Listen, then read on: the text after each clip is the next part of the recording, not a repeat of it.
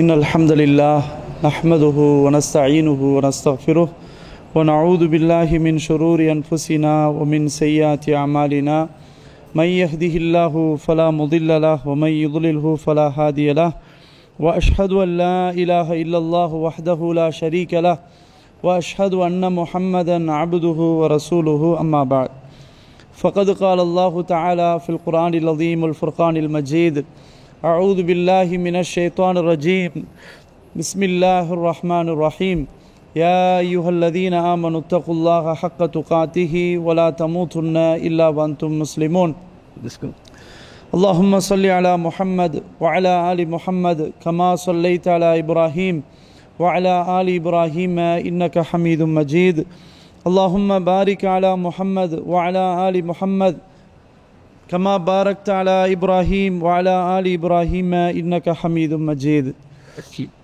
முள்ள சகோதரர்களே, உரையை தொடங்குவதற்கு முன்னால் ஒரு முக்கியமான அறிவிப்பு. தமிழ் பேசக்கூடிய மக்கள் கொஞ்சம் சபை நெருங்கி வந்தால் சிறப்பானதாக இருக்கும். எப்பொழுதுமே மார்க்க சபை சேர்ந்து அமர்ந்திருக்க வேண்டும். அப்போதுதான் அல்லாஹுடைய அருள் கிடைக்கும். வானவர்கள் சூழ அமர்ந்திருக்கிறார்கள். ஒரு ஹதீஸையும் உங்களுக்கு நினைவூட்டலாம் என்று நினைக்கிறேன். ரசூல் ஸல்லல்லாஹு அலைஹி வஸல்லம் அவர்கள் சொன்னார்கள், ஒரு சபை யார் நெருங்கி அமர்ந்து முன்னால் வருகிறாரோ அல்லாஹ் சுப்ஹானஹு வ தஆலா அவரை அரவணைத்து கொள்கிறான். யார் வெட்கப்படுகிறாரோ அல்லாஹு தஆலா அவரை பார்த்து வெட்கப்படுகிறான் என்று சொன்னார்கள். அதே மாதிரி யார் இந்த மார்க்கம் பேசக்கூடிய சபையை விட்டு புறக்கணிக்கிறாரோ அவரை அல்லாஹ் புறக்கணித்து விடுகிறான் என்று ரசூல் ஸல்லல்லாஹு அலைஹி வஸல்லம் அவர்கள் சொன்னார்கள். எனவே முடியாதவர்கள் அப்படி ஓரமாக தூணில் சாஞ்சி உட்கார்ந்துருக்கு, தப்பு கிடையாது. முடிந்தவர்கள் சபையில் நெருக்கமாக அமர்ந்தால் சபை சிறப்பானதாக இருக்கும். அல்ஹம்துலில்லாஹ். அன்புள்ளவர்களே, இஸாலத்துல் கஃப்லா, அதாவது ஆகாது அலட்சியம், கூடாது அலட்சியம். அலட்சியம் என்பது இருக்கக்கூடாத ஒரு பண்பு. ஒரு முஸ்லிமிடத்தில் எப்போதுமே இந்த பண்பு இருக்கவே கூடாது. அலட்சியம் என்றால் மார்க்கத்தை விட்டு அலட்சியம், அல்லாஹுவை விட்டு அலட்சியம், அல்லாஹுடைய சிந்தனையை விட்டு அலட்சியம், இப்படி இருக்கவே கூடாத பண்பு. அந்த இருக்கக்கூடாத பண்பு நாம் வரவழைத்து கொள்வதற்கு, இது இல்லை என்றால் எப்படி நம்ம இருக்கணும் அப்படின்றத தான் இப்போ நம்ம பேச இருக்கிறோம். அன்புள்ளவர்களே, அல்லாஹுடைய தூதர் ஸல்லல்லாஹு அலைஹி வஸல்லம் அவர்கள் சொன்னார்கள், இன்னஹு லயுகானு அலா கல்பி, என்னுடைய உள்ளமும் சில நேரங்களில் மூடிவிடப்படுகிறது, திரையிடப்படுகிறது. ஸல்லல்லாஹு அலைஹி வஸல்லம் அவர்கள் சொல்கிறார்கள், என்னுடைய உள்ளமும் திரையிடப்படுகிறது. எனவே தான் இன்னி லஅஸ்தக்ஃபிருல்லாஹ ஃபில் யௌமி மியத மர்ரா, நிச்சயமாக நான் அல்லாஹ்விடத்திலே தினமும் 100 தடவைகள் அஸ்தக்ஃபிருல்லாஹ் அஸ்தக்ஃபிருல்லாஹ் என்று நான் அல்லாஹ்விடத்திலே பாவ மன்னிப்பு கோரிக்கொண்டிருக்கிறேன் என்று ரசூல் ஸல்லல்லாஹு அலைஹி வஸல்லம் அவர்கள் சொன்னார்கள். பாருங்கள், அல்லாஹுடைய தூதர் அல்லாஹுடைய வஹியை அடிக்கடி பெறக்கூடியவர் பெருமானார் ஸல்லல்லாஹு அலைஹி வஸல்லம் அவர்களுக்கே இந்த நிலை என்றால் என்னுடைய உள்ளம் திரையிடப்படுகிறது.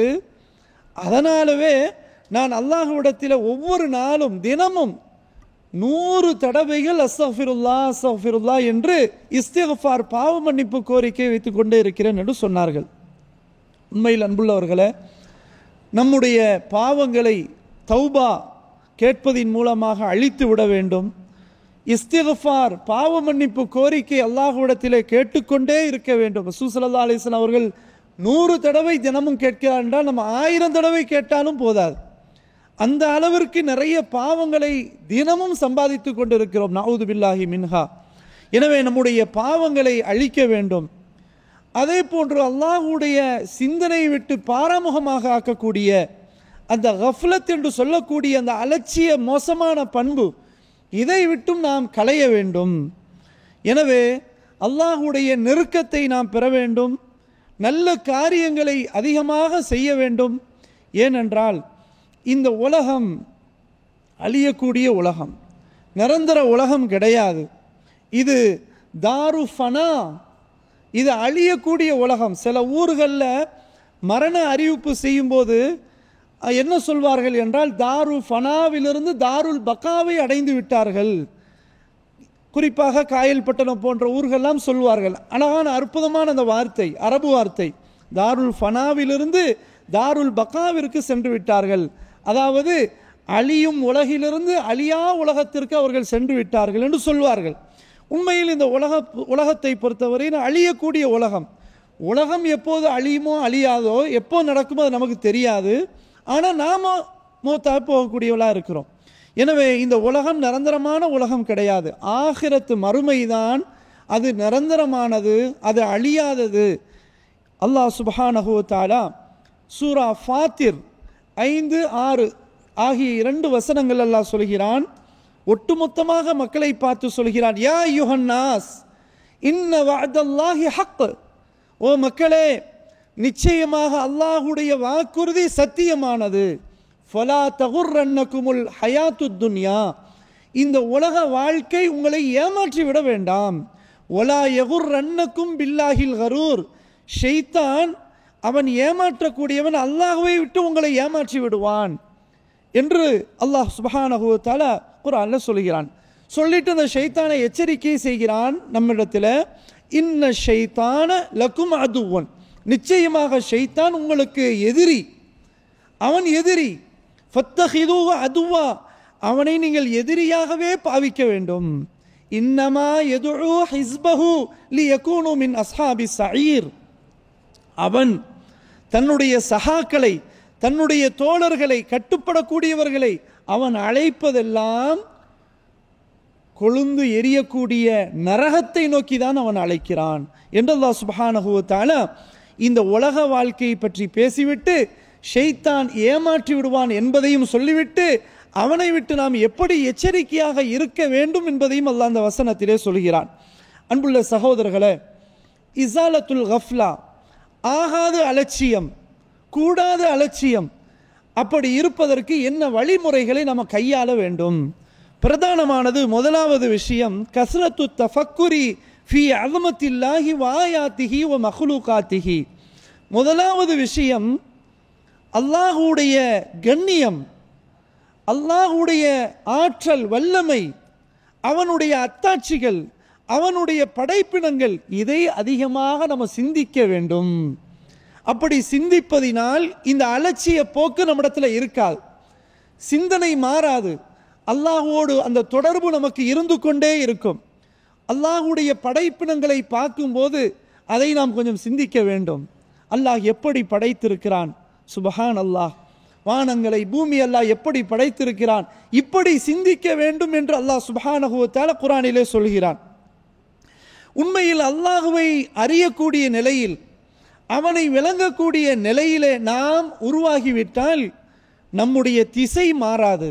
அல்லாஹ் சுப்ஹானஹு வ தஆலா நீண்ட வசனத்திலே சூரா ஆல இம்ரான் 190, 191 ஆகிய வசனங்களிலே நீங்கள் பார்க்கலாம்.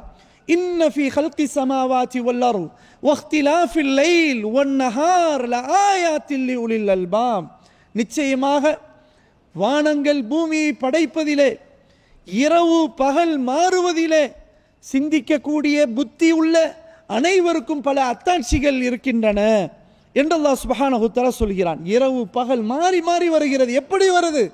அல்லாஹ் வானங்களை பூமி எல்லாம் எப்படி படைத்தான்? இதை சிந்திக்கக்கூடிய மக்களுக்கு பல அத்தாட்சிகள் உள்ளன என்று அல்லாஹ் சுப்ஹானஹு வ தஆலா இந்த வசனத்திலே சிந்திக்கும்படி சொல்கிறான். சிந்தித்து சிந்தித்து இறுதியாக அந்த மனிதன் என்ன முடிவுக்கு வருவான் தெரியுமா? ரப்பனா மா ஹலக்த ஹாதா பாத்திலா, எங்களுடைய இரட்சகனே, நீ படைத்த எதுவுமே வீணாகவில்லை, நீ எல்லாமே படைத்தது அர்த்தம் உள்ளதாகத்தான் இருக்கிறது என்ற முடிவுக்கு வந்து சுப்ஹானக ஃபகினா அதாபன்னார், இறைவா நீ தூய்மையானவன், எனவே நரக வேதனை விட்டு எங்களை காப்பாற்றுவாயாக என்று துஆவோடு அவன் முடிவுக்கு வருவான். அப்போ உண்மையில் அன்புள்ளவர்களே, அல்லாஹ்வுடைய படைப்பினங்களை அதிகமாக நாம் சிந்தித்து அல்லாஹ்வோடு பேசி துஆ செய்தால் இந்த இஸாலத்துல் கஃபலா நடந்துவிடும், இந்த அலட்சிய போக்கு இல்லாமல் போய்விடும். இதை ஆரம்பமாக நாம் புரிந்து கொள்ள வேண்டும். இரண்டாவதாக அன்புள்ளவர்களே, கிராஅத்துல் குர்ஆன், அல்லாஹ்வுடைய வேதமாம் அல் குர்ஆனை படிப்பது. இந்த படிக்கக்கூடிய பழக்கம், குர்ஆனை ஓதக்கூடிய பழக்கம் வந்துவிட்டால் உண்மையில் இந்த பாராமுகம் அலட்சிய போக்கு நம்மிடத்தில் இருக்காது. அல்லாஹ் சுப்ஹானஹு வ தஆலா இந்த குர்ஆனை படிப்பதின் மூலமாக நம்முடைய உள்ளங்களுக்கு உயிரோட்டமிடக்கூடிய, நிம்மதியை தரக்கூடிய ஒன்றாகத்தான் அல்லாஹ் அந்த குர்ஆனை இறக்கி வைத்திருக்கிறான். நபிகள் நாயகம் ஸல்லல்லாஹு அலைஹி வஸல்லம் அவர்களை பார்த்து அல்லாஹ் சொல்கிறான், தாஹா மா அன்ஸல்னா அலைக்கல் குர்ஆன லிதஷ்கா இல்லா தذ்கிரத்தல் லிமன் யக்ஷா. நபியே முஹம்மதே, உங்களுக்கு இந்த வேதத்தை நீங்கள் சிரமப்படுவதற்காக இந்த வேதத்தை நாம் இறக்கி வைக்கவில்லை, மாறாக யாரெல்லாம் அல்லாஹுவை அஞ்சுகிறானோ அவருக்கு நினைவூட்டலாக இந்த குர்ஆனை நாம் இறக்கினோம் என்று அல்லாஹ் சுப்ஹானஹு வ தஆலா சொல்கிறான். அப்போ குர்ஆனை படிக்க படிக்க தذ்கிரா, நமக்கு ஒரு நினைவூட்டல், அல்லாஹுவை பற்றியுள்ள நினைவூட்டல், ஆகிரத்தை பற்றியுள்ள நினைவூட்டல், மரணத்தை பற்றிய நினைவூட்டல் எல்லாமே குர்ஆனிலே இருக்கிறது. எனவே நாம் அல் குர்ஆனை படிக்க படிக்க நம்மிடத்திலே அந்த அலட்சிய போக்கு இல்லாமல் போய்விடும். அதே போன்று அல்லாஹ் குர்ஆனிலே பல வரலாற்று சம்பவங்களை சொல்கிறான், பல நபிமார்களுடைய சம்பவங்களை சொல்கிறான், பல நல்லவர்களுடைய சம்பவங்களை சொல்கிறான், பல கெட்டவர்களுடைய வரலாற்று சம்பவங்களையும் சொல்கிறான். ஏன் அல்லாஹ் சொல்கிறான், எதற்காக அல்லாஹ் சொல்கிறான்?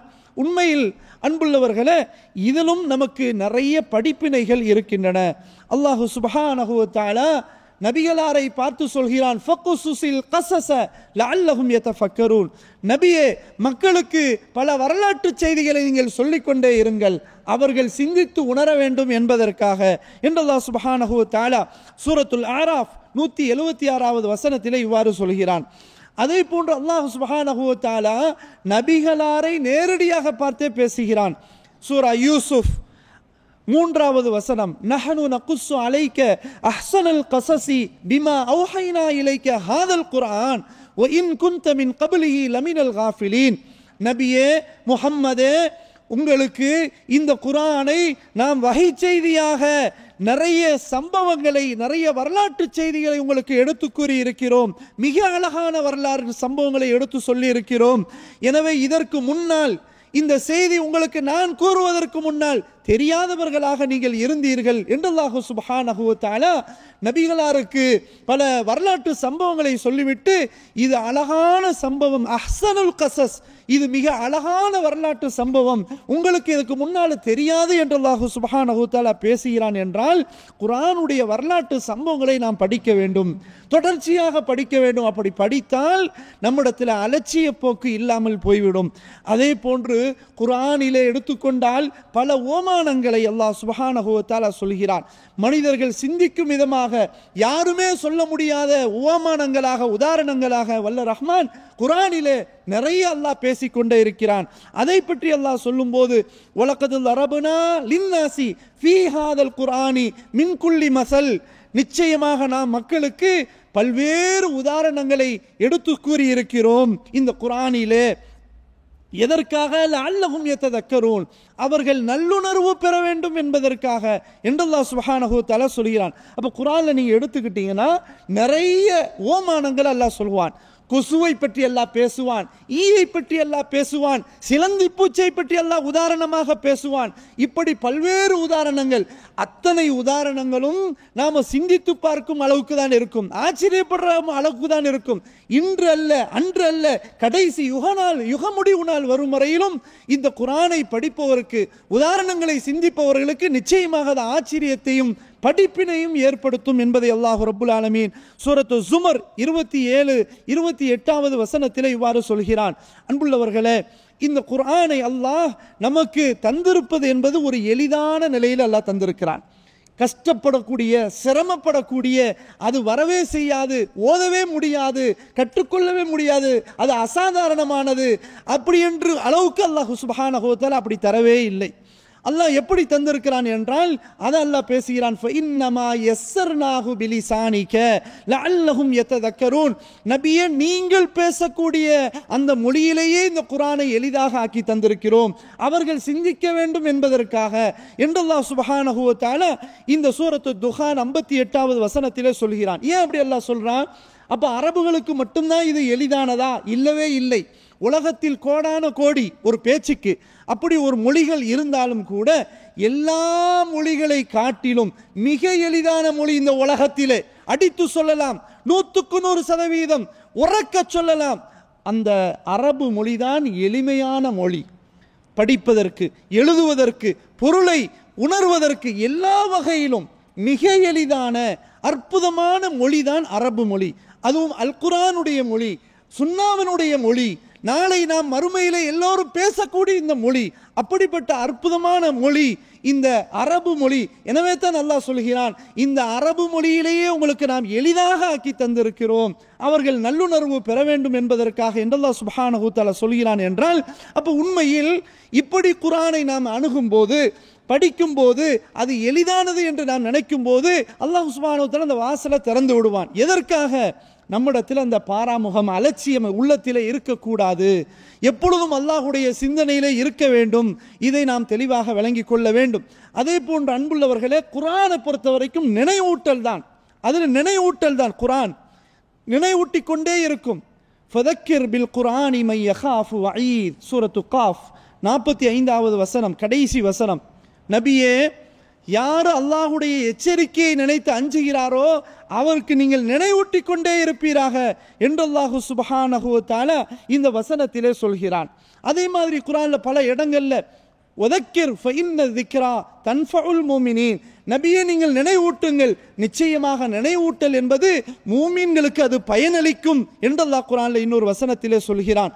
அதே மாதிரி வதக்கிர் இன் நஃபஅத்தி ذிக்ரா, நபியே உபதேசம், நினைவூட்டல் அந்த மக்களுக்கு பயனளிக்குமையானால் நீங்க நினைவூட்டுங்கள். சயதக்கரு மை யக்ஷா, யார் அல்லாஹ்வை பயப்படுறானோ அவன் இந்த நினைவூட்டல் மூலமாக நல்லுணர்வு பெறுவான் என்று அல்லாஹ் சொல்கிறான்.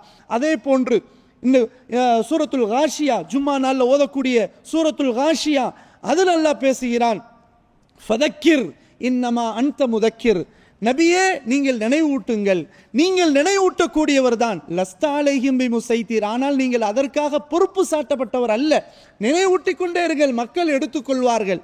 அவர்களுக்கு உண்மையிலே இது பயன் தருமானால், அந்த ஈமான் கல்புல உள்ளக்குள்ள நாம் பேசக்கூடிய செய்தி அல்லாஹுடைய வஹி அது போய் சென்று விடுமையானால் அவர்கள் பயன் பெறுவார்கள். எனவே உங்களுடைய பணி மகத்தான பணி, நினைவூட்டல் கொடுத்து கொண்டே இருக்க வேண்டும்.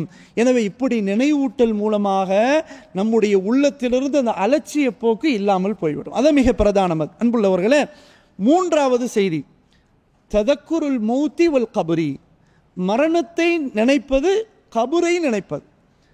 தன்னுடைய மௌத்தை நினைக்கணும். மௌத்துக்கு பிறகு தாம எங்க போய் எந்த வீட்டில் போய் இருப்போமோ, வசிப்போமோ, குடியிருப்போமோ, எல்லாரும் நம்மளை தள்ளி விடுவாங்களோ, தனிமையில் இருப்போமோ, அதையும் நினைத்து பார்க்க வேண்டும். அப்படி நினைத்தால் நம்மிடத்தில் அந்த அலட்சிய போக்கு இருக்காது. ஆகாத அலட்சியம், கூடாத அலட்சியம் அது கரெக்டாக வந்துடும். எப்போ? மௌத்தை சிந்திக்கும் போது, கபரை சிந்திக்கும் போது. மௌத்தை மட்டும் சிந்திக்க கூடாது, கபரையும் சேர்த்து சிந்திக்க வேண்டும். இன்னைக்கு நம்ம ஒரு வீடு கட்டுவதாக இருந்தால் அதுக்கு எத்தனை ஆண்டுகள் உழைக்கிறோம், அதற்காக எவ்வளவு சிரமப்படுகிறோம். சொந்த நாட்டிலிருந்து இன்னொரு நாட்டிற்கு கடல் தாண்டி, திடல் தாண்டி, பல மைல்களுக்கு அப்பால் தூக்கத்தை இழந்து, துக்கத்தை சம்பாதித்து, தன்னுடைய மனைவியை விட்டுவிட்டு, தான் பெற்றெடுத்த பிள்ளைகளை விட்டுவிட்டு இப்படி நாம் வருகிறோமே, எதற்காக? எல்லோரும் ஒரே காரணம்தான், ஒற்றை காரணம்தான், உழைப்பது, சம்பாதிப்பது. அன்புள்ள சகோதரர்களே, இதே சிந்தனை நம்முடைய மௌத்துக்கு பிறகு நமக்கென்று ஒரு வீடு கொடுப்பார்களே கபருஸ்தானில், அதனுடைய அளவு என்ன?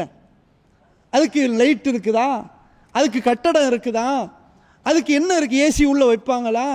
என்ன நடக்கும்? இதையும் நாம் சிந்திக்க வேண்டும். இதுதான் கடைசி முடிவு. நம்முடைய மௌத்துக்கு பிறகு அவ்வளவுதான், யாரும் வரமாட்டார்கள். அப்போ இந்த கபரு வாழ்க்கையும் நம்ம நினைக்கணும். அப்படி நினைவு கூறும் போது நம்மிடத்தில் அந்த கஃப்லத், அந்த அலட்சியம் இல்லாமல் போய்விடும். எனவே தான் நாயகம் ஸல்லல்லாஹு அலைஹி வஸல்லம் அவர்கள் சொன்னார்கள், அக்ஸிரு ذிக்ர ஹாதிமில் லதாத், இன்பங்களை அறுத்து தகர்க்கக்கூடிய அந்த மரணத்தை அதிகமாக நினைவு கூறுங்கள் என்று சொன்னார்கள் ஸல்லல்லாஹு அலைஹி வஸல்லம். எவ்வளோ அற்புதமாக சொன்னார்கள் பாருங்கள். இன்பங்களை தகர்த்து எறியக்கூடிய மரணத்தை நீங்கள் அதிகமாக நினைவு கூறுங்கள் என்று சொன்னார்கள். இது சுனன் திர்மிதியில, சுனன் நசாயில, சுனன் இப்னு மாஜா ஆகிய ஹதீஸ் நூல்களில் பார்க்கிறோம். அன்புள்ளவர்களே, எனவே மரணத்தை அதிகமாக நினைவு கூற வேண்டும். அப்படி நினைவு கூறும்போது அல்லாஹுடைய சிந்தனையோடு நம்முடைய வாழ்க்கை தொடர்ந்து செயல்படலாம் என்பதை நாம் புரிந்து கொள்ள வேண்டும். அடுத்ததாக 4வது செய்தி, ததக்குருன் நாரி வமா ஃபீஹா, நரகம், அதை நம்ம நினைக்கணும். நரகத்தில் உள்ள வேதனைகள், அதாபு எப்படி இருக்கும், அதையும் நம்ம நினைச்சு பார்க்கணும். அல்லாஹ் குர்ஆன்ல பல இடங்கள்ல நரகத்தை பற்றி பேசுகிறான் இல்லையா? அப்ப நரகத்தை நாம் நினைத்து பார்க்கும்போது நம்மிடத்தில் அந்த கஃப்லத், அந்த அலட்சியம் இல்லாமல் போய்விடும். அந்த அலட்சிய போக்கு இல்லாமல் போய்விடும். நரகத்தை சிந்தித்து கொண்டே இருக்க வேண்டும். எனவே தான் ஸல்லல்லாஹு அலைஹி வஸல்லம் சஹாபாக்களுக்கு சொர்க்கத்தை பற்றி, நரகத்தை பற்றி அவ்வப்போது நினைவூட்டி கொண்டே இருப்பார்கள். குர்ஆன்ல அல்லாஹ் பல இடங்களில் நரகத்தை பற்றி பேசிக்கொண்டே இருக்கிறான். ஒரு இடத்துல அல்லாஹ் சொல்கிறான், சூரத்துல் வாக்கியா 71வது வசனத்திலிருந்து 73 வரைக்கும் 3 வசனங்கள் அல்லாஹ் பேசுறான். அஃபரைத்து முன்னார் அல்லதி தூரூன், நீங்கள் மூட்டக்கூடிய நெருப்பை கொஞ்சம் சிந்தித்து பார்த்திருக்கிறீர்களா? அன்தும் அன்ஷஅத்தும் ஷஜரதஹா அம் நஹ்னுல் முன்ஷிஊன், அதனுடைய மரங்கள், அந்த மரங்களை நீங்கள் வளர்க்கிறீர்களா அல்லது நாம வளர்க்கிறோமா? அல்லாஹ் கேட்கிறான். கொஞ்சம் செஞ்சு பாருங்க. இது எதுக்கெல்லாம் அந்த சொல்றான்?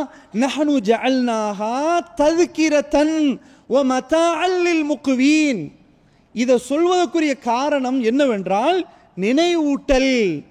நினைவூட்டல் மட்டுமல்ல, இந்த மரம், நெருப்பு இது பயனாளிகளுக்கு பயன்பெறுவதற்காக இதை நம்ம இந்த உதாரணமாக சொல்றோம். நல்லா சொல்றான். கொஞ்சம் சிந்திச்சு பாருங்க. நீங்கள் மூட்டக்கூடிய நெருப்பு, இன்னைக்கு நாம என்ன மூட்டுறோம்? அதுதான் உணவுக்கு வழிவகையா இருக்குது இல்லையா? இது மட்டும் இல்லை, எல்லாத்துக்குமே நெருப்பு தான்.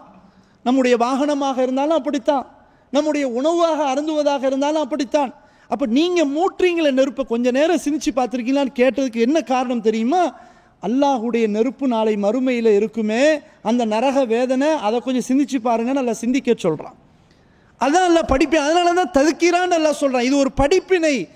இதை மட்டும் நீ சிந்திங்க. நீங்க மூட்டுற நெருப்பை சிந்திங்க. எப்படி வந்துச்சு, எப்படி எரியுது, இந்த நெருப்பு எப்படி பத்துது, இதை விட பயங்கரமா இருக்குமே அல்லாஹுடைய நெருப்பு. நாருல்லாஹில் மூக்கதா, மூட்டப்பட்ட அல்லாஹுடைய நெருப்பு. உதாரணத்துக்கு சொல்வதாக இருந்தால், ஒரு மனுஷனுடைய காலில் மட்டும், செருப்பு அந்த வாரில் மட்டும்தான் நரகம், அந்த அல்லாஹ் அந்த நரக வேதனையை கொடுத்துருப்பான். அதன் காரணமாக மூளை கொதிக்கும். அல்லாஹு அக்பர். சிந்திச்சு பாருங்க. அல்லாஹுடைய நரக வேதனை என்பது சாதாரண. அப்ப இதை நினைக்கணும், நரக வேதனை பத்தி நினைக்கணும். அப்படி நினைச்சாதான் நம்முடைய உள்ளத்திலிருந்து அந்த அலட்சியம் என்ன செய்யும், விலகி போகும் என்பதை புரிந்து கொள்ள வேண்டும். 5வது, ஹுதூருல் மவாஇத் வ மஜாலிஸ் தத்கீர், அதாவது உபதேசம் செய்யக்கூடிய இடங்களுக்கு போய் செல்றது, அங்க போய் ஆஜராகிறது. அதே மாதிரி நினைவூட்டக்கூடிய சபைகளுக்கு போறது. எந்த சபையெல்லாம் அல்லாஹ்வை பற்றி நினைவூட்டப்படுகிறதோ, நல்ல கவனிக்கணும், எந்த சபையெல்லாம் அல்லாஹ்வை பற்றி, அல்லாஹ்வுடைய மார்க்கத்தை பற்றி நினைவூட்டப்படுகிறதோ அந்த சபையில் அதிகமாக போய் கலந்து கொள்ளணும். அப்படி கலந்து கொள்ளும் போது தான் நம்முடைய கல்பை சரியா சார்ஜில் வச்சிருக்க முடியும்.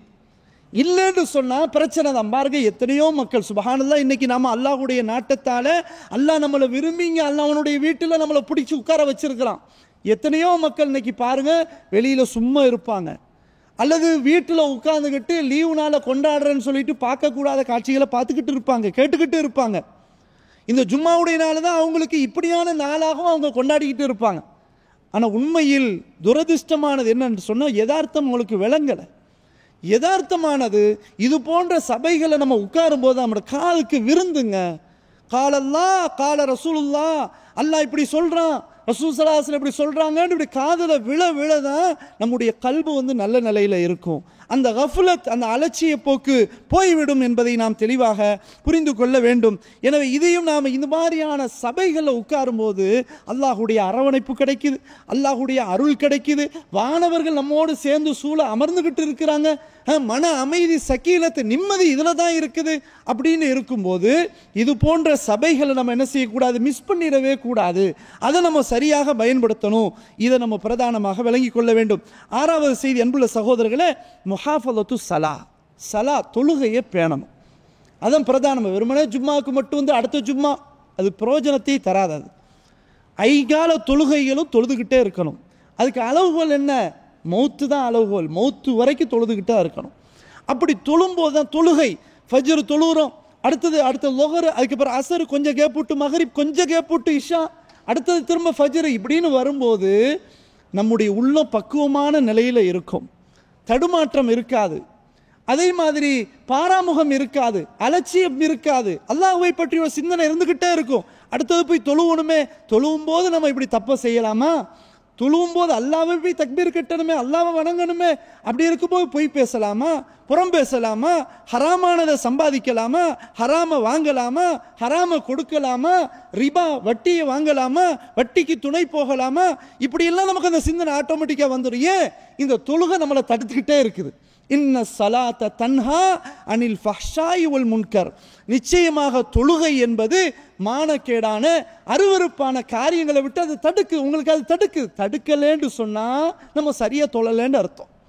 பேருக்கு தொழுகிறோம்னு அர்த்தம். உயிரோட்டமாக தொழுவலை, அல்லாஹ்வுக்காக தொழலை, வேற காரணத்துக்காக தொழுகிறோம் அப்படின்றது ஆயிரும். அப்போ தொழுகை தடுக்குதுன்னா நம்ம சரியாக இருக்கிறோம்னு அர்த்தம். அப்போ இது மாதிரி தொழுகை நம்ம என்ன செய்ய வேண்டும்? சரியாக பேண வேண்டும். மூசா அலைஹிஸ்ஸலாம் அவர்களை பார்த்து அல்லாஹ் நேரா பேசுறான். இன்னனி அனல்லாஹ் லா இலாஹ இல்லா அன ஃபஅபுதுனி வஅகிமி ஸலாத்த லிذிக்ரி. மூசாவே, நிச்சயமாக நான் தான் அல்லாஹ். அல்லாஹ் பேசுறான், நான் மட்டும்தான் அல்லாஹ், என்னை தவிர வேறு யாரையும் வணங்கக்கூடாது. வஅகிமி ஸலாத்த லிذிக்ரி, தொழுகை நிலைநாட்ட வேண்டும் என்னை நினைவு கூறுவதற்காக என்று அல்லாஹ் சுப்ஹானஹு வ தஆலா மூசா அலைஹிஸ்ஸலாம் அவர்களை பார்த்து பேசுற சூரத் தாஹால 14வது வசனத்தில் அல்லாஹ் சுப்ஹானஹு வ தஆலா சொல்கிறான். அதே மாதிரி ஸல்லல்லாஹு அலைஹி வஸல்லம் அவர்கள் சொன்னார்கள், மன் ஹாஃபஸ அலா ஹாஉலாஇ ஸலவாத்தில் மக்தூபாத்தி லம் யக்தும் மினல் காஃபிலீன. யார் இந்த கடமையான ஃபரலான தொழுகையை சரியா முறையா தொழுகிறாங்களோ அல்லாஹ் சுப்ஹானஹு வ தஆலா அந்த மக்களை அலட்சியம் என்ற அந்த லிஸ்ட்ல பட்டியலில் அல்லாஹ் எழுத மாட்டான், பதிவு செய்ய மாட்டான் அப்படின்றத ரசூல் ஸல்லல்லாஹு அலைஹி வஸல்லம் அவர்கள் சொன்ன அந்த செய்தி இப்னு ஹுஸைமா அதே போன்று ஹாக்கிம் என்ற நூலிலே இடம்பெறுகிறது. அன்புள்ள சகோதரர்களே, 7வது விஷயம் ஹுதூரு ஹுதுபத்தில் ஜும்மா. ஜும்மாவுடைய தொழுகையை சரியா பின்பற்றுறது.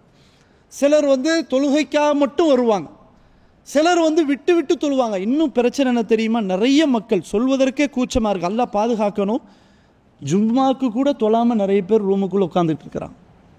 இவங்களை என்ன சொல்கிறது? சுப்ஹானல்லாஹ், கொஞ்சம் சிரிச்சு பாருங்க.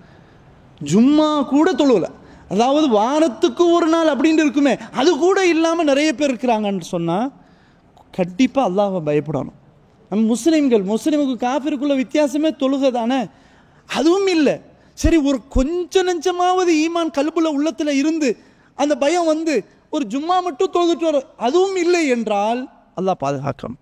நிறைய மக்கள் இருக்கிறாங்க, செய்திகள் வருது, தொழுகை ஏதோ ஜும்மா தொழுகை கூட இல்லை அப்படின்னு சொன்னால் அல்லாஹ் பாதுகாக்கணும். அன்புள்ள சகோதரர்களே, அல்லாஹ் சுப்ஹானஹு வ தஆலா ஜும்மா என்ற அத்தியாயத்தில் சொல்கிறான், யா அய்யுஹல்லதீன ஆமனூ, மூமின்களே, அல்லாஹ் கூப்பிடுறான், மூமின்களே, இதா நூதிய லிஸ்ஸலா மீ யௌமில் ஜும்ஆ, ஜும்மாவுடைய நாள் உங்களுக்கு அழைப்பு கொடுக்கப்பட்டால் ஃபஸஅவு இலா திக்ரில்லா, அல்லாஹ்வை நினைப்பதற்காக நீங்கள் விரைந்து வாருங்கள். வதருல் பை, உங்களுடைய பிஸ்னஸை விட்டுருங்க. சுப்ஹானல்லாஹ். ذَلِكُمْ خَيْرٌ لَكُمْ إِن كُنتُمْ تَعْلَمُونَ. உண்மையிலே நீங்கள் இதை பற்றி அறியக்கூடியவர்களாக இருந்தால் இதுதான் உங்களுக்கு சிறந்ததுன்னு அல்லாஹ் சொல்கிறான். பாருங்க, சுப்ஹானல்லாஹ். அல்லாஹ் முஹம்மது ஸல்லல்லாஹு அலைஹி வஸல்லம் அவருடைய உம்மத்தினராகிய நமக்கு எவ்வளோ எளிதாக்கியிருக்கிறான் தெரியுமா? நமக்கு உள்ள அந்த நேரம் என்ன தெரியுமா? அந்த ஜும்மாலேருந்து ஜும்மா தொழு முடிகிற வரைக்கும் தான் நமக்கு நேரம். சுப்ஹானல்லாஹ். வேற முழு நாளா இல்லை. ஆனால் அல்லாஹ் யூதர்களுக்கு எப்படி சட்டத்தை கொடுத்தான் தெரியுமா? சனிக்கிழமை முழுசா அவங்க வேற எந்த வேலையும் போகக்கூடாது, சொந்த வேலை பிஸ்னஸ் எதுவும் பண்ணக்கூடாது. அப்படியான ஒரு தடை அவங்களுக்கு இருந்துச்சு. யௌமு சப்த், மீன் பிடிக்கக்கூடியவங்க நீங்கள் மீனே பிடிக்கக்கூடாது, அந்த நாளில் நீங்கள் வியாபாரத்தில் ஈடுபடக்கூடாதுன்னு முழு நாள் எல்லாம் தடுத்து வச்சுருந்தான். ஆனால் அல்லாஹ் சுப்ஹானஹு வ தஆலா நமக்கு அளவு என்ன தெரியுமா? அந்த ஜும்மாவுடைய ஆரம்பம் அதிலிருந்து ஜும்மாவுடைய தொழுகை வரைக்கும் தான். தொழுகை முடிஞ்சிருச்சுண்டா சுப்ஹானல்லாஹ், ஃபைதா குதியத்தி ஸலா ஃபன்தஷிரு ஃபில் அர்த். தொழுகை அஸ்ஸலாமு அலைக்கும் ரஹ்மத்துல்லாஹ், அஸ்ஸலாமு அலைக்கும், இனி பள்ளிவாசலில் வேலை இல்லை, பூமிக்கு போங்க, நல்லா விரட்டுறான். சொன்ன அவன் வாங்க விரைந்து வாங்கன்னு சொன்ன அவன் விரைந்து விரட்டுறான், நீங்கள் போங்க, அவ்வளோதான், உங்களுக்கு வேலை முடிஞ்சிருச்சு. சுப்ஹானல்லாஹ். அவ்வளோ அற்புதமான மார்க்கத்தில் உட்கார்ந்து ஜும்மாவை கூட நம்ம ஒழுங்காக பின்பற்றலைன்னு சொன்னால் சுப்ஹானல்லாஹ். ஊர்லாம் பார்க்கலாம், அந்த கரெக்டாக அந்த பயானம் முடிஞ்சு தொழுகிற டைமில் வந்து ஜாயின் பண்ணுவாங்க. அதுலேயும் சில பேர் 2 ரக்காத்தில் வந்து ஜாயின் பண்ணி இது ஒரு வழக்கமாகவே இருக்கும். இப்படி இருக்கக்கூடாது. இப்படி இருந்தால் நம்முடைய அலட்சிய போக்கு இன்னும் வளரும். எனவே நம்முடைய அலட்சிய போக்கு வளரக்கூடாது என்றால் ஜும்மாவுடைய நாளில் கொஞ்சம் நேரம் நம்ம என்ன செய்யணும், அல்லாஹ்வுக்காக விட்டு கொடுக்க வேண்டும் என்பதை புரிந்து கொள்ள வேண்டும். ரசூல் ஸல்லல்லாஹு அலைஹி வஸல்லம் எச்சரிக்கை செஞ்சிருக்கிறாங்க. எப்படி சொல்கிறாங்கன்னா, சஹீஹ் முஸ்லிமில் வருகிறது, லயன்தஹியன்ன அக்வாமுன் அன் வத்இஹிமுல் ஜுமாத் அவு லயக்திமன்னல்லாஹு அலா குலூபிஹிம் சும்ம லயகூனன்ன மினல் காஃபிலீன். மக்கள் புரிந்து கொள்ளட்டும், ஜும்மாக்களை அவர்கள் விட்டு விடுவதை விட்டு அவர்கள் விலகி இருக்க வேண்டும், அல்லது அல்லாஹ் சுப்ஹானஹு வ தஆலா அவர்களுடைய உள்ளங்களிலே முத்திரையிட்டு விடுவான். மாறாக பிறகு அவர்களுக்கு அல்லாஹ் இந்த அலட்சிய போக்கு உள்ளவர்கள் என்ற பட்டியலில் அவர்களை ஆக்கி விடுவான். இதை ரசூல் ஸல்லல்லாஹு அலைஹி வஸல்லம் எச்சரிக்கை செய்கிறாங்க. அப்போ பாருங்க, ஜும்மா வராட்டா என்ன ஆகும்டா, அல்லாஹ்வுடைய கல்புக்கே முத்திரையிட்டு விடுவான். அது மட்டும் இல்லை, இவன் சரியான ஆள் இல்லை, இவன் அலட்சிய போக்குள்ளவன்ற லிஸ்ட்டில் எல்லாம் ஆக்கிடுவான் அப்படின்றத ரசூல் ஸல்லல்லாஹு அலைஹி வஸல்லம் எச்சரிக்கை செய்கிறாங்க. இறுதியாக அன்புள்ள சகோதரர்கள், 8வது விஷயம் கியாமுல் லைல், இரவுல நின்று வணங்கக்கூடிய தொழுகை பிரதானமானது. இரவுல எல்லாரும் தூங்கிட்டு இருக்கும்போது நாம் மட்டும் எந்திரிச்சு அல்லாஹ்வை வணங்குறது இருக்குது, சுப்ஹானல்லாஹ். அதில் கிடைக்கிற இன்பம், டேஸ்ட்டு, அதில் அல்லாஹ்வோடு நம்ம பேசுகிற அந்த உரையாடல், அல்லாஹ் நமக்கு உடனுக்குடனே பதிலளிக்கிற, கீழே இறங்கி அல்லாஹ் என்கிட்ட யாராவது ஏதாவது கேட்குறீங்களா, கொடுக்குறேன். யாராவது பாவம் மன்னிப்பு கேட்குறீங்களா, என்ன பாவமாக தான் நான் மன்னிக்க தயாராக இருக்கிறேன். உங்களுக்கு பாதுகாப்பு வேணுமா, அதையும் தாரேன் அப்படின்னு சொல்லி அல்லாஹ் கேட்குறானே. இந்த நேரத்தில் நம்ம நின்று தொழணும். ஸல்லல்லாஹு அலைஹி வஸல்லம் அற்புதமாக சொன்னாங்க, மக்களே சலாம் சொல்வதை பரப்புங்க, உறவினர்களோட ஒட்டி வாழுங்க. எல்லா மக்களும் உறங்கி கொண்டிருக்கும் போது நீங்கள் எழுந்து இரவிலே நின்று வணங்குங்கள். இப்படி நீங்கள் செய்வீர்களேயானால் சொர்க்கத்திலே நீங்கள் நிம்மதியோடு நுழைவீர்கள் என்று சொன்னார்கள் ஸல்லல்லாஹு அலைஹி வஸல்லம். அப்போ நமக்கு அந்த பாராமுகம் அலட்சியம் இருக்கக்கூடாதுன்னு சொன்னால், இரவுல அது கொஞ்ச நேரமாக இருந்தாலும் சரி, ஃபஜ்ருக்கு முன்னாடி கொஞ்ச நேரமாக இருந்தாலும் சரி, அந்த ஒரு பழக்கத்தை என்ன செய்ய வேண்டும், ஏற்படுத்தி கொள்ள வேண்டும். அதே மாதிரி துன்யாவுடைய உலகத்துடைய யதார்த்தத்தை தெளிவாக விளங்கணும். இது 9வது பண்பு. உலகம்டா இதான். அல்லாஹ் குர்ஆனில் எவ்வளோ சொல்கிறான், மக்களை அறிந்து கொள்ளுங்கள், இந்த உலகம் வீண் விளையாட்டு தான், இது அலங்காரம் தான், உங்களுக்கு மத்தியில் பெருமை பாராட்டி பகைமை பாராட்டி இப்படி நடக்கக்கூடிய ஒன்று தான். இது ஒரு மலையை போல, அந்த மழை வந்துவிட்டால் அந்த விவசாயம் எப்படி செழிக்கும், பிறகு அது மாறி நிலை மாறும். இது மாதிரி தான் இந்த உலக வாழ்க்கை. இந்த உலக வாழ்க்கை அற்பமானது அப்படின்றத அல்லாஹ் சொல்கிறான். ரசூல் ஸல்லல்லாஹு அலைஹி வஸல்லம் பல உதாரணங்களை சொல்லிட்டாங்க. ஒரு கடலில் ஒரு விரலை உள்ளே நுழைத்து அதில் எடுக்கும்போது எப்படி அந்த நுரை ஒட்டி கொண்டு இருக்குமோ, இதுதான் இந்த உலகம் அப்படின்னு சொன்னாங்க ஸல்லல்லாஹு அலைஹி வஸல்லம். அப்போ இந்த உலகத்தை யதார்த்தமாக விளங்க வேண்டும். இதை நாம் புரிந்தாலே நாம் நல்லவர்களாக மாறலாம், அல்லாஹ்வோடு நெருக்கமானவர்களாக இருக்கலாம். 10 கடைசி, இது மிக முக்கியமான பண்பு. நாம் நல்லா இருந்தாலும் நம்மோடு கூட இருக்கிறவங்க நல்லவர்களாக இருக்கணும், அப்படி நம்ம வைக்கணும். நல்லவர்களாக அவங்க கூட இருக்கிறவங்க அப்படி சரியில்லைன்னு சொன்னால் அவங்களை கலட்டணும், முடியாட்டா நம்ம கலண்டு போயிடணும். அதுதான் நம்முடைய ஈமானுக்கு சேஃப். எங்கேயும் சரி அன்புள்ள சகோதரர்களே, இது பிரதானமானது. நாம் நல்லா இருந்தாலும் கூட இருக்கிற ஷைத்தான்கள் நம்மளை மாற்றி விட்டுருவாங்க, திசை மாறிடும். அது அப்படித்தான், ஷைத்தான் மனுஷ வடிவத்தில் வந்துடுவாங்க. அப்போ நம்ம அந்த தோழமை கொள்ளக்கூடிய இந்த நட்பு வட்டாரங்கள் இருக்குதே, அது நம்மை வளர்க்குற மாதிரி இருக்கணும், நம்முடைய ஈமானை இன்னும் வலுப்படுத்துகிற மாதிரி இருக்கணும். அப்படி இல்லைண்டா நாம் ஒதுங்கி விடுவது தான் சிறந்தது. நம்ம தொழலையா, தொலைப்பான கையை பிடிச்சி இழுத்துட்டு போகிற மாதிரி இருக்கணும்.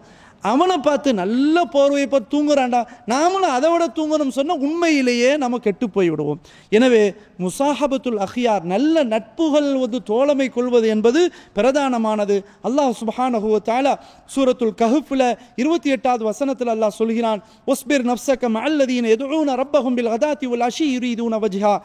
நபியே, காலையிலும் மாலையிலும் அல்லாஹ்வை திக்ர் செய்யக்கூடிய, அல்லாஹ்வை வணங்கி வழிபடக்கூடிய அவர்களோடவே நீங்கள் இருங்கள், அவர்களோடவே நீங்கள் பொறுமையாக இருங்கள் என்று அல்லாஹ் சுப்ஹானஹு வ தஆலா இவ்வளோ அழகாக சொல்கிறான். எனவே இப்படியான நல்லவர்களோடு சேர்ந்து நம்ம வாழணும். அப்படி இல்லையா, அவர்களை நாம் என்ன செய்ய வேண்டும், திருத்த வேண்டும். திருத்துவதற்கு பல முயற்சிகள் மேற்கொள்ள வேண்டும். எதுவும் கை கொடுக்கவில்லை என்றால் கண்ணியமான முறையில் சலாம் சொல்லிவிட்டு அழகிய முறையில் அவர்களை விட்டு நாம் விடை பெற வேண்டும். இதுதான் நமக்கு சேஃப். இல்லை என்றால் இந்த உலகத்திலும் நமக்கு நஷ்டம், மறுமையிலும் நஷ்டம். ஆக இந்த 10 பண்புகளை நாம் தெளிவாக நம்ம வளர்த்து கொள்ளலாம். மீண்டும் நினைவூட்டலுக்காக அந்த தலைப்பை மாத்திரம் சொல்லிவிடுகிறேன். முதலாவதாக அல்லாஹ்வுடைய படைப்பினங்களை அதிகமாக சிந்திப்பது, இரண்டாவது அல் குர்ஆனை ஓதுவது, மூன்றாவது மௌத்தையும் கபரையும் சிந்திப்பது, நாலாவது நரகமும் அதில் உள்ள வேதனைகளை பற்றி நாம் சிந்திப்பது, ஐந்தாவது நல்ல உபதேசங்கள் சொல்லப்படக்கூடிய சபைகளிலே அதிகமாக பங்கு பெறுவது, ஆறாவது தொழுகையை சரியாக பேணுவது, ஏழாவது ஜும்மாவுடைய ஹுத்துபாவிலே சரியான முறையிலே சரியான உரிய நேரத்திலே அட்டன் பண்ணுவது, எட்டாவது இரவு நேரத்திலே நின்று வணங்குவது, ஒன்பதாவது இந்த துன்யாவினுடைய யதார்த்தத்தை தெளிவாக விளங்கிக் கொள்வது, பத்தாவது நல்ல நட்புகளோடு சேர்ந்து இருப்பது. இதுதான் நாம் சொல்லக்கூடிய சுருக்கமான சில செய்திகள். அல்லாஹ் சுப்ஹானஹு வ தஆலா சொல்லப்பட்ட இந்த பண்புகளை எடுத்து நடப்பதற்கு முதலில் எனக்கும் சமுதாய மக்களுக்கும் ஆக்கி தந்த அருள் புரிவானாக என்று கூறிக்கொண்டு இத்தோடு எனது உரையை நிறைவு செய்து கொள்கிறேன். வாஹிரு தஅவானா அனில் ஹம்துலில்லாஹி ரப்பில் ஆலமீன். சுப்ஹானக அல்லாஹும்ம வ பிஹம்திக அஷ்ஹது அல்லா இலாஹா இல்லா அன்த அஸ்தக்ஃபிருக வ அத்தூபு இலைக்.